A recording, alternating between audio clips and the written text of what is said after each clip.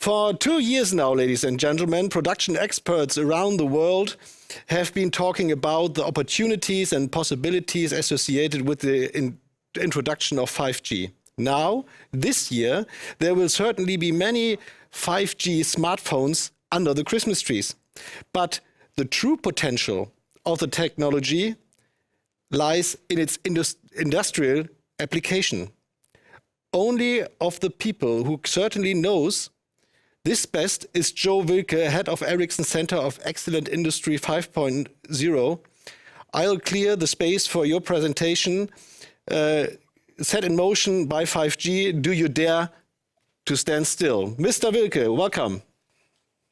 Thank you. Thanks for the introduction and thanks for having me on the CMM. Yes, 5G is a technology that undergoes a broad proliferation. You have seen all the press releases that basically globally now 5G is available with mobile broadband services. These are the services that require the handsets under the Christmas tree, as you have said. Yes, and then today I wanted to speak more about the other aspect, namely how can 5G be used to support industry transformations that are often going under the umbrella of Industry 4.0. So this is the topic that is chosen for today, set in motion by 5G. Do you dare to stand still? And I guess you don't. I would like to use this slide that you see in front of you to explain a bit on high level what is the so-called control loop that we enable for mobile machines with 5G. So, and that loop has a few steps. Well, the first step is to connect machines to a network. And that can happen today without a cable, and we will come back to that. Then, as a next step, it's very important to collect the data, big data, so that analytics engines that are running with algorithms that are very specified for certain industry domains can lead to decisions. And in very tight control loops, those decisions can be actions, meaning robots or machines are actually ordered to perform a certain action. And with that control loop, one can combine the physical world and the virtual world. And we have seen that already in other presentations, that this pattern is a repetitive pattern in many use cases. Meaning concepts like digital twins and other concepts become possible due to that control loop with all the support of software and hardware. And I wanted to focus on how to enable this control loop also for devices that move, meaning devices that are either taking actions or devices that collect data. As control loops have to be extremely fast and also very reliable for a number of those, let's call it advanced use cases. What is also important in 5G, as we spoke a bit about in the introduction here, 5G is not only about mobile broadband. So there is a lot in 5G that is about machine type communication. Machine type communication might mean that certain networks have to be trimmed to be optimized for this use case cluster, if I want to call it like this. And an optimization can take place in particular if networks have an ability to be fine-tuned with software definitions. So imagine you have your own 5G network and you know that your use cases require certain characteristics on certain level of quality. You can tune it with software, meaning you can configure it even after it has all been installed. You can fine-tune it to the use cases that you want to execute in your enterprise. For today's sessions, Connected Mobility, we wanted to speak about networks that actually are very optimized for mobility. How can I make mobility king? How can mobility be the key factor that would enable you to cut the cable, have the machines with no cable, and with that come to a high degree of flexibility in your production, and also enable a totally different architecture, which we want to speak a bit about. So before we go deeper into architecture, I wanted to spend a few words on how can we technically describe mobility. So mobility is something that cellular networks have been optimized for since they more or less exist. Today we speak about 5G, but already in 2G, there was a strong requirement to have connections surviving, traveling from one cell coverage zone to the next.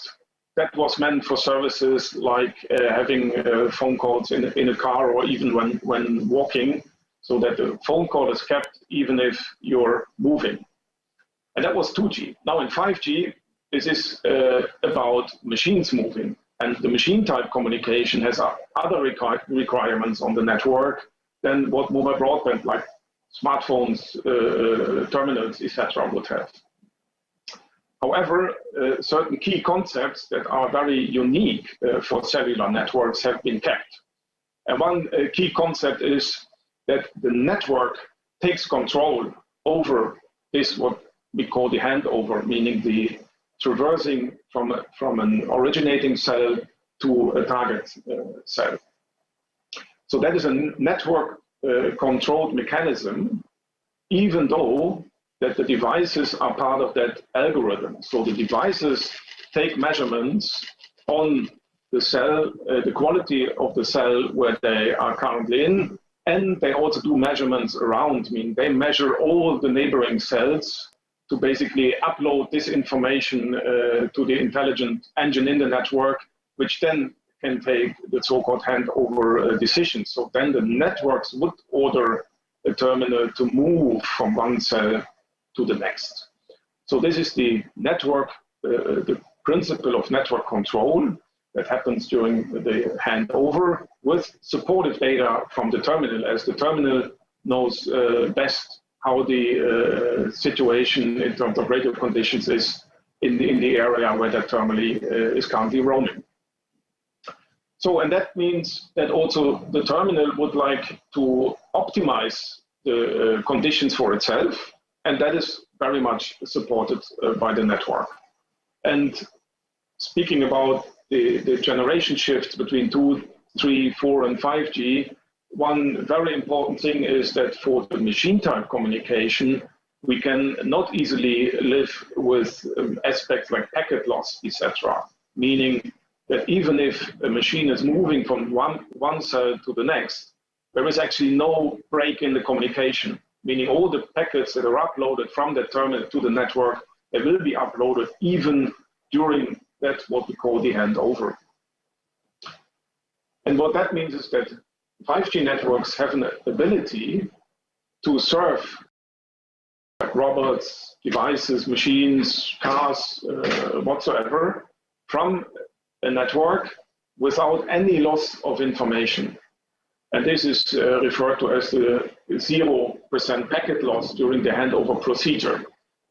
And that happens because the network is actually able to activate two signaling and communication stacks at a time, namely the stack that resides in the originating cell and also the stack that resides in the destination cell.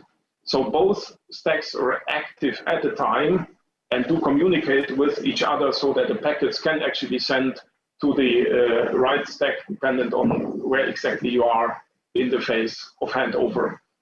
So that is an extremely important aspect that you get with 5G as one of the use cases that we will speak about later, and especially for the use case clusters that require a high degree of mobility.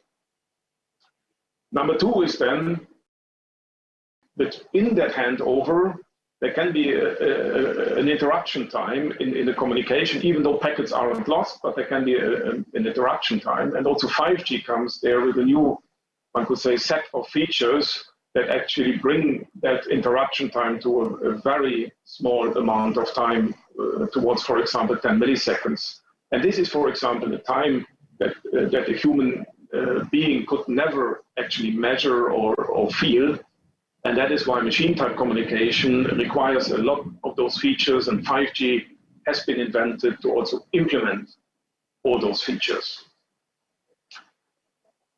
So what are the consequences of this capability? What are the consequences of this, if one would call it this extreme mobility? So one consequence is that a device can actually rely on the connection to the network. And that connection, in particular with machine-to communication, can be a connection to a piece of software that sits in the distributed cloud and has a connection to the device with 5G. So if that piece of software can you can collect more data on the one hand, meaning your analytics engine with help of artificial intelligence, for example, would yield at better actions and results.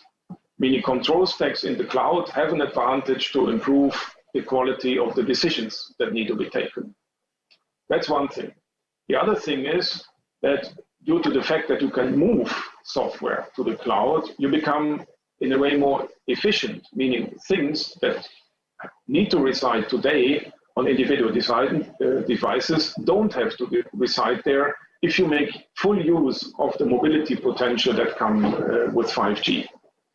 So this effect is often referred to as the decoupling of software, meaning control software that nowadays belongs to a device could move into the cloud. And we can also see that there are already now a number of use cases of also commercial nature where edge clouds are used to actually bring that capability to life, so to say. And the edge cloud in the 5G sense could be the entity of the distributed cloud that sits very close to the device to ensure that, for example, low latency is kept in the communication, to also ensure that data can be treated exactly on the shop floor directly if one wants, meaning it avoids traveling out too far. So it's very close to the device. And due to the mobility characteristics we spoke about, it's actually also possible that the software follows the device. So this is a very nice feature within 5G in combination with the distributed cloud, that software can follow a device to keep a very close to connection, even with no cable in between. So that is one architectural change, that control software can move from a device into the cloud, even if that device is very speedily performing certain actions. So we are also speaking about speeds that go beyond like car movements today, and even then it's possible to do that. Number two, a possibility that you generate with this high degree of mobility is also that certain sensors that today belong to a device, could it be an automatically guided vehicle or actually a bigger thing like a car, they can also move onto the infrastructure. Meaning one could put sensors like infrared sensors or cameras or sound sensors or whatever sensors onto the infrastructure of an enterprise or of a surrounding, and with that achieve the same or even better results as compared to a situation where the devices own, so to say, the sensors, and the sensors would also be moving along with the device. And of course, a mix of the two is also possible. On that journey, one could actually see and follow the principle of building control towers. That means if I find a solution where the data of, for example, a complete fleet of automatically guided vehicles or a complete fleet of cars or other machines or robots, where this control data is kept in the cloud, where the sensors are part of the infrastructure, you actually get to something that one could call a virtual or maybe a real control tower. As within the control tower, you have full control over the fleet. So it's very much comparable to control towers on airports. Also, the control towers don't really own the sensors and the devices. No, the sensors are basically outside the control tower on the infrastructure. And the devices are aircraft which aren't owned by the control tower either. But the control tower, as the spider in the net, can take full and efficient control over all the operations that happen on an airport. And in the same way, the control tower could take full control with software support, etc., of a shop floor. So this is an enablement, again, that is also possible with entities that are moving extremely fast on the shop floor, meaning you would gain a high degree of flexibility for the production that had not been there before. And with that, you can also tune very individual aspects of individual goods that you produce, and by that can follow the Industry 4.0 vision to come from mass production to also mass customization. So with a software control that you have out of a control tower, you could actually produce cars where no car is equal to another car of whatever had been produced before. So to make the use cases a bit more tangible, I have brought a slide here that looks at different types of use cases where those capabilities and the methods that we spoke about can be used. So the capability, again, that is key for such use cases is mobility, meaning you have use cases that cannot work with cables. So you need a cellular network that comes with ultra good capabilities from a mobility point of view. So the number one use case is what often is referred to as automated factory parking, meaning cars produce goods, cars are ready, they are automatically maneuvered on the lot of a car factory to the right place. And they are maneuvered there, even though that the car as such doesn't possess or own enough sensors and devices to do this with the needed reliability and the needed accuracy. Meaning exactly here, sensors are moved onto the infrastructure and bring a certain level of, if you want, infrastructure automation also. And with that, the cars can be moved to the exact place. The control tower does know at all times exactly where which car individualized for a certain customer has been put and can automatically maneuver the car in and out of the lot when it comes to the outbound logistics processes. So this is already a very good example in my eyes where, for example, car makers can take benefit of the high mobility characteristics of a network in combination with a closed loop and a control tower.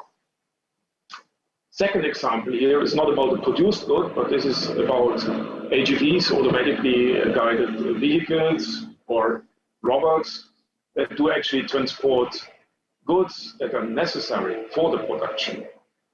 And here, the principle is very much the same, that a lot of devices are connected to a network, a lot of sensors are also connected to that network, and with those two together, also dynamics that aren't maybe applicable on the first example can be mapped and matched. And dynamics here are about, for example, how does actually the surrounding change and how fast does the surrounding change of the different use cases. One could assume that a lot of a car factory is maybe somewhat static, whereas maybe a logistics hall, as in the middle of the picture here, is much more dynamic, meaning there can be changes every second that pieces and hard-ready goods or ready goods are put somewhere in that hole, but that doesn't matter as the control tower actually owns at every moment the map of that hole so that the AGVs can maneuver exactly in the right way. And with the high reliability that the networks offer, it will also run in a very safe mode so that AGVs can also maneuver in holes where also human beings are present. So meaning, even if you go higher with the speed of the elements, in this case AGVs are faster than the ready-made cars usually. If you think of how fast the map, meaning the layout of the surrounding changes, and if you also think about how many devices are actually to be steered, which is referred to as the device density in this picture here, no matter how much that grows, so to say, the network can cope with that device. On the third example here, we bring an example where the device density becomes even higher. And that is typically so if you think of warehouses with extreme high dynamics, for example, for food or so. And the reason is that for logistics reasons, the AGVs aren't only used on the surface, so to say, but we have three-dimensional movements of AGVs. And three-dimensional movements often means that the density looking from above, so to say, of the devices increases by another great step. So even for those maybe a bit more visionary use cases, the cellular networks with 5G mobility characteristics can actually cope with the requirements and enables the owner to build a tight control loop and also to build the concept of control towers with all its advantages also from an economical point of view, as one can imagine. So I would like to go then into the conclusion. The question at the beginning was whether you dare to stand still or whether by the opportunities that I've been trying to expose here, you also figure it's actually almost a must to move things that don't move today, as the mobility of the things actually enable a lot of opportunities that I guess many of you want to seize. So we spoke about the flexibility that you have on the shop floor. We spoke about the ability to build control towers, have closed control loops, even with very fast moving elements. We took examples here of physically constrained networks, campus networks, but you can also think of even larger networks. Yeah? So meaning the cable vision that has been an integral part of 5G and Industry 4.0 comes through and actually shows the benefit for a large number of use cases, also in the dimension of re-architecturing use cases in terms of how to deal with edge clouds, how to deal with the software that sits elsewhere in the network as before. And with that, I hope that you don't dare to stand still, and I hope if you want to have further discussions on possibilities with 5G networks, especially in terms of mobility, I'd like to continue speaking to you. Thanks a lot.